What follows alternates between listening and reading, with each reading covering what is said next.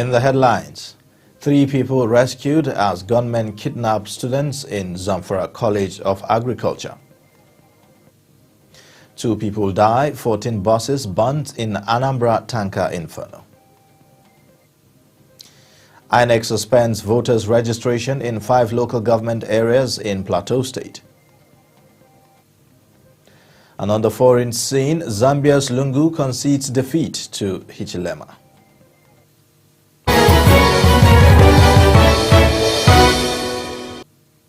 Hello and welcome to Trust TV News Update. I am Ayubelia. Thank you for joining. The news in details now. 3 persons have been rescued after gunmen on Monday kidnapped 15 students and 4 staff from the College of Agriculture and Animal Science in Bakura local government area of Zamfara State.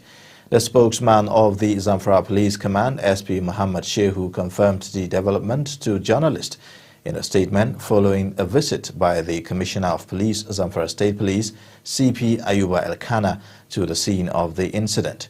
He explained that the bandits, who were in large number, came to the school at about midnight with intent to abduct many students and staff, but were heavily confronted by the tactical police operatives who were alerted and responded to the scene on time.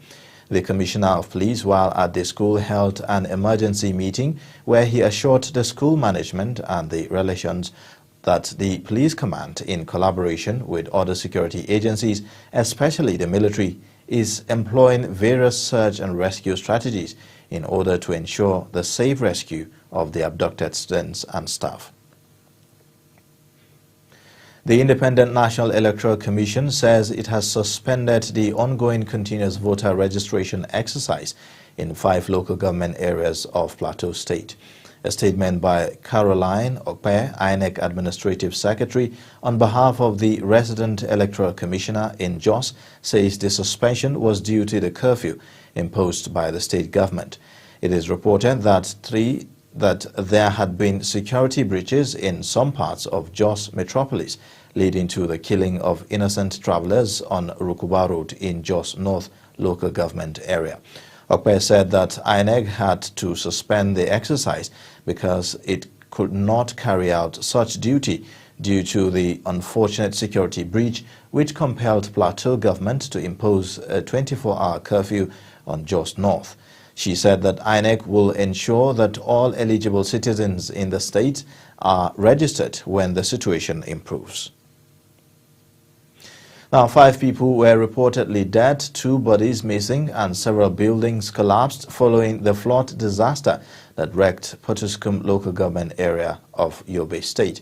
Daily Trust learned that many parts of the commercial town were flooded after a heavy downpour on the town Sunday night. The Executive Secretary of the State Emergency Management Agency, Dr. Muhammad Goje, confirmed the development. He said SEMA Search and Rescue Team are currently in Potoskum conducting assessment and helping the community search for the missing bodies. Goje added that another high-level meeting is currently ongoing in Damaturu with regards to evacuating the downstream communities as directed by the governor. Now, 2 persons have died while several others injured in a tanker inferno in Ogidi near Onitsha, Anambra State.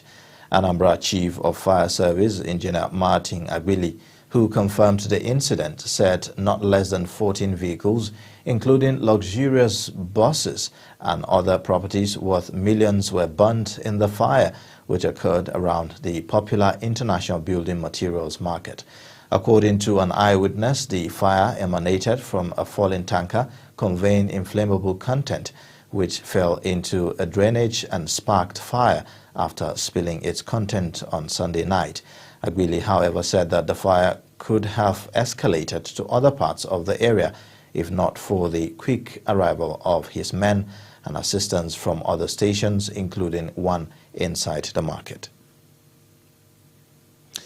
918 corps members deployed to Borno State for the mandatory 1-year National Youth Service Scheme have concluded 3 weeks orientation exercise at the NYSC temporary camp in Katsina State. The camp is located inside the Nigeria Security and Civil Defense Corps College of Peace and Disaster Management Ruga, Katsina State. On completion of the orientation exercise, the corps members will return to Borno for primary assignment postings.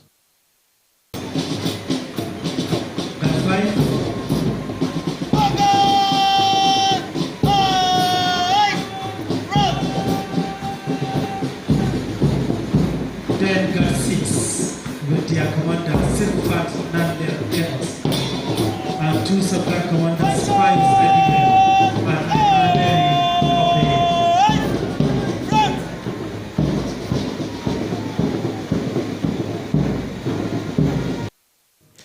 You're watching Trust TV News Update, coming up after the break.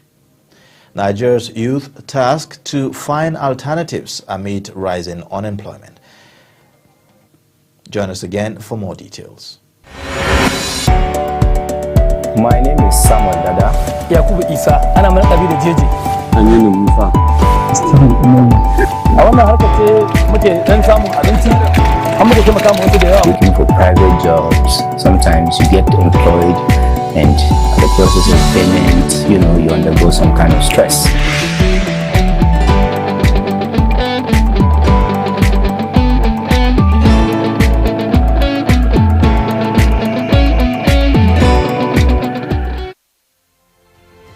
Get latest updates on current topical issues and breaking news by downloading the Trust TV mobile app on your Android devices. Go online, click Google Play Store, search Trust TV, install the app, and get doses of unfiltered information on happenings all over the world in your pocket. Trust TV, documenting the Nigerian story.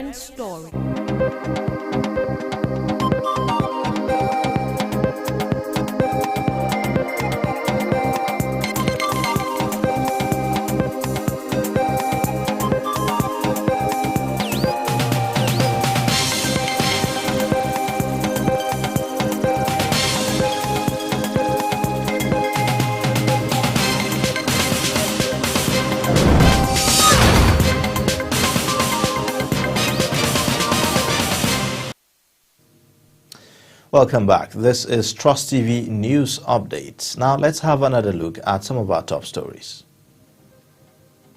3 persons have been rescued after gunmen on Monday kidnapped 15 students and 4 staff from the College of Agriculture and Animal Science in Bakura local government area of Zamfara State. Plus, 5 people are reported dead, 2 bodies missing, and several buildings collapsed following the flood disaster that wrecked Potoskum local government area of YOBE State. Still ahead, Emir of Bichi, Nasiru Ado Bayero, has called on Nigerians to desist from agitation for structural adjustment and focus on the unity of the country as a whole. Speaking exclusively to Trust TV News in Kano, the Emir believes that it is necessary for Nigerians to understand their differences and work towards a common solution. Trust TV's correspondent Idris Jabrin reports. According to the Emir, Nigeria is a multicultural nation of diverse people with multiple identities and colorful outlooks that must form the nation's basis of unity. He argued that the ongoing agitation for structural adjustments will not in any way solve the nation's economic, social and cultural problems. I think if we harness our resources, work together as a nation, it will be better than being divided. We've seen how our forefathers have fought gallantly to maintain the unity of Nigeria. We have seen how they have died. Some of them have gone trying to do this. We have seen how other countries have gone through mess to divide themselves. On his forthcoming coronation ceremony, Alhaji Nasir Ado Bayero says he is fulfilled as first-class Emir, but the task ahead includes that of nurturing the young Bichi Emirates, giving his people hope of new lease of life, and more importantly, advising as well as recommending to political authorities on the best way to ensure that peace and unity prevails. We as traditional rulers have a way of getting our information. And that information management has always remained I would say it has kept us relevant. If I need to find out what is happening in Mabwei, I will do it, I will get it in 2 minutes from here. So it's the information gathering and the intelligence that we can do that is very unique. Alhaji Nasser Ado Bayero is the second Emir of Bichi since the recent creation of 4 additional emirates in Kano. Prior to that, he has held various traditional titles under the old Kano Emirate. Popular among them is the Turakin Kano. Idris Jubrin, Trust TV News, Kano. Nigeria is faced with a problem of unemployment among its teeming youth. Yet Nigeria's 308 degree awarding institutions, 134 polytechnics and 174 universities have an enrollment population of about 2 million and produce about 600,000 graduates yearly. Chijoke Okafo tells us more in this report. According to the recent labor force report published by the National Bureau of Statistics, as of 2021, about 33.3% of Nigeria's population are unemployed. This figure is projected to increase further in 2022. The increase in the unemployment rate figures can be attributed to the after effect of the COVID-19 induced lockdown, which caused many organizations to reduce their workforce to cope amidst the pandemic. But not all Nigerians think this is enough reason for the high rate of unemployment in the country, stating that the problem has been present from time immemorial. The problem is that, these days government, says that there's no job for the youth. So the only thing we need to do as a youth is just, you have to go out there and create something for yourself, you understand, and do. You need to be innovative and be creative, you understand, because, these days now, no job, see people after graduating, no job like that. No, the only thing we have to do is that we are soliciting, begging government to create an enabling environment for the youth. Unemployment. I don't go to school well, so this one I be my own school where I go now. So just as I told you for the beginning, if government can help me small, so at least like those my boy they reach like 4 or 5 before. Unemployment is not just a Nigerian problem. Stanley Innocent, a workplace coach and manager at a construction site, attributes the spike in poverty and unemployment to the inability of young people to look beyond white-collar jobs. We have young people who are coming out of school, graduates from universities, polytechnics, colleges of education and all of that. And I think the number is very alarming and teeming, because at the end of the day, we're talking about them looking for white-collar jobs. The question is, these jobs, do they exist? He further explains that there are endless opportunities in different sectors of the economy that can be tapped into and fully utilized for the benefit of those who are willing to go the extra mile. I think we should come to a point, even though we should hold our government responsible and accountable, we should come to a point where all of the responsibility is not just on the government. Okay, the government can't do everything for everybody in the country. Come on, we're talking about over 200 million Nigerians. If our statistics is correct, how can the government fend for everybody? So we should come to a point where individuals should become responsible for themselves and also offer leadership to other persons. In the next 5 years, the number of degree awarding institutions may double, and up to 1 million graduates may be added to the unemployment queue. It can be agreed upon then that the best way to prevent unemployment is to improve your skills constantly and think of alternative means of self-employment. Chijoke Okafo, Trust TV News, Abuja. Now, on environment issue, waste generation in Nigeria is on the increase due to the rise in population resulting from the techno-economic development in cities and the pattern of production and consumption of materials. Waste management business in Kaduna State has been described by many as a trade that will aid in permeating the unemployment gap amongst the youths. Our correspondent Fatima Saleh Laden has the report. Unemployment and poverty are two of the major issues currently affecting the country's economy and its society.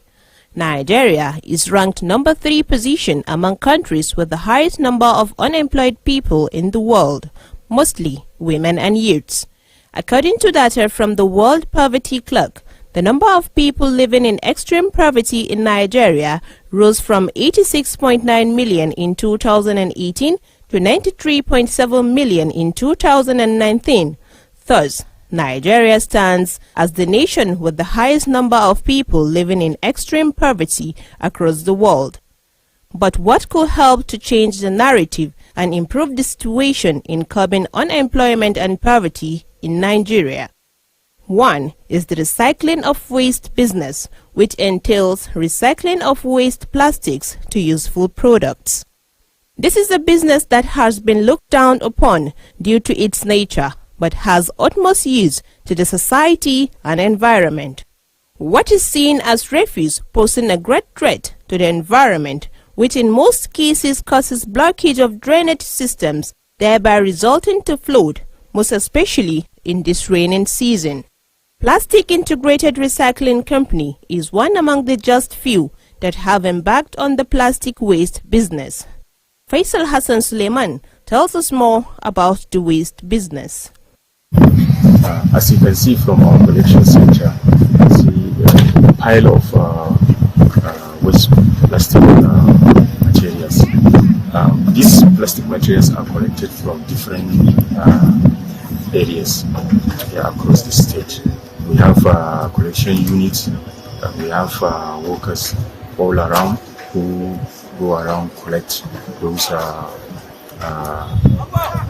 waste from gutters, from rubbish bins across households and the rest. So they gather them, they transport them over here, and weigh them and crush and convert them into useful materials. So, with the strength of over 50 workers, mostly women and young boys, who engages in the collection and selection of different types of plastics based on identifying and placing them according to colors. One of the youths who engages in this business tells us more. So da dogaro da kaina. So da gaskiya ina ce zan zauna haka ko ni kana kaina ina da wani bukatu na karan kaina da zan yi wa kaina ba sai na jira mun ba. Madam Esther Ayuba says she is proud of what she does as a woman to earn a living. Honestly, I'm very happy. Honestly, I'm very happy between man and God, because it helped me. It helped me. Even last time I pay my children's school fees, I pay my daughter NECO through this tour. And then I do assist my husband. 1 or 2 things in the family. So I really enjoy this work and I'm doing it happily. I really enjoy it, assist us. It's not only me, but all the women, according to the women that I'm working with them here, really the work is helping us.